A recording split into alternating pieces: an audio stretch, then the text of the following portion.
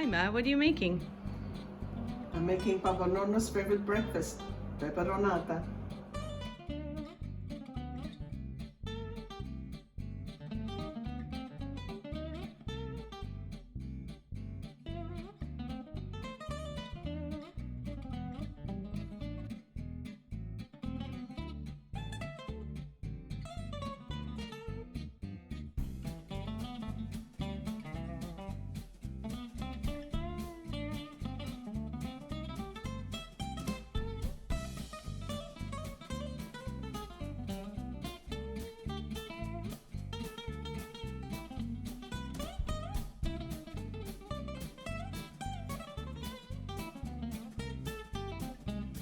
So today we're learning how to make Peperonata. This is my father's favorite breakfast in the morning, especially on weekends. Because in the morning he would wake up very early, like around 5, do his stuff. But around 9, 10 o'clock, that's when he was really hungry. So it was Peperonata, a couple of slices of pañota, and 2 glasses of wine.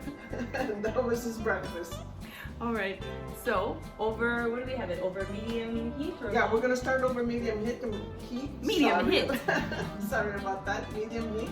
I'm just going to drizzle a little bit of olive oil. There we go. And just put the sausage, we already took it out of the casing, so just with your hands you could just rip it up and put it in the pan. It's basically a one-pan meal if you want. Yep. We start by sauteing the sausages first, then we'll add the peppers and onions, and then we'll top it off with the potatoes, sliced potatoes. And of course a little bit of seasoning to taste, a little bit of salt and pepper. You would serve this with some bread, and it's basically just eat, dip, and use that bread to grab any of the last little soaked up bits. You see that this cooks down, gives off really good flavor, but the potatoes will be nice and tender. The peppers will be also nice and tender, and it'll make for a really nice bite on either crostini or just eating with fork and scraping all the extra goodness that's left over in the bowl or plate that you served it in, and getting that with a nice piece of pañota bread. Delicious. This is also good for brunch. If you're having brunch and people over, this is great. So this relatively cooks off very fast. The sausage broken up into small pieces, pan frying, will cook up very fast, and then she'll be going ahead and adding, as mentioned, the peppers and onions that were just sliced, and then the potatoes would be last. Yes. Yeah. You taste along the way, obviously, when the meat is cooked, and then you'll taste along the way, and you adjust. You just a little bit of salt and pepper, but not so much salt because the sausage is already salty on its own. Exactly. And you can use mild sausage, spicy sausage, your preference. Add a little bit of peperoncino for people that like it hot and spicy. I love it spicy. Let that saute for about a minute or so, and then we'll add in the rest of the ingredients. Sausage has started to have a little bit of color. Now I'll add the peppers to this.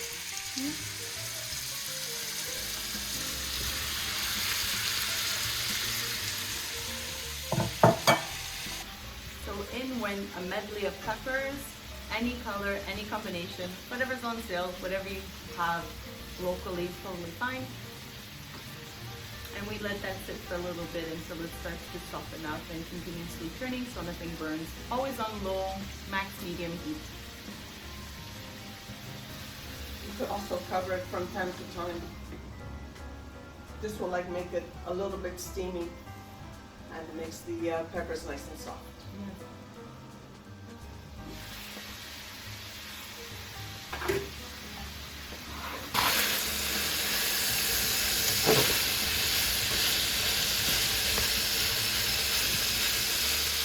Sometimes we would prepare this dish also when we were younger, and we put it in like a big glass bowl, if you want, covered. My father loves the country, loves the outdoors, and we used to do a lot of picnics back then. he loves las campañadas. It was always chama para las campañadas. We're gonna go to las campañadas. Campañada means a picnic or eat at the outdoors. He loved that.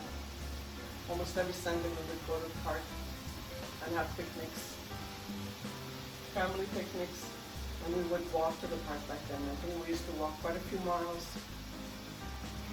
All good. By the time we got there, we were hungry. By the time we got back home, we were hungry again. Everything was extreme. It took me 97 miles to walk to the corner store. Love to hear that, Susan. So as you can see, they are softening up a little bit. You'll start to see that they're tender. Now we'll add in the onions a little bit.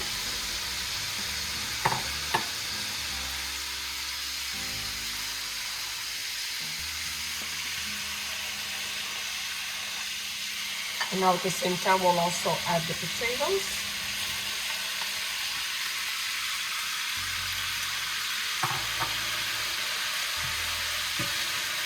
Once I put in the potatoes, I season with a little bit of salt and pepper. I didn't season before because there's the sausages, which was the bottom layer.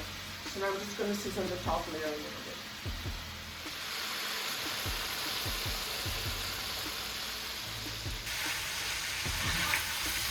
Giving it a little sauce to blend in all the flavors. And kind of try to put now the potatoes at the bottom and bring the sausages at the top. The best that you can. So you would say this is a dish that would be served in Italian homes often? Very often. I think everybody uses this dish from the top of Italy, north of Italy, all the way to the tip of the boot, and even Sicily. And now we're going to cover it.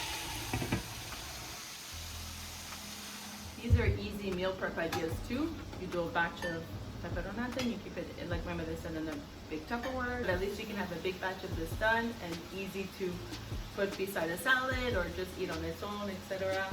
Quick snack, lunch, meal. Breakfast. Breakfast. This was a typical Italian breakfast. Yeah, minus the egg, it's the insides of an omelet, basically. That's what it is. If they didn't have sausages, like Nancy mentioned, they would put egg to get their protein. So. Just to give the potatoes a little bit of color, I'm just going to add a little bit of paprika, smoked paprika.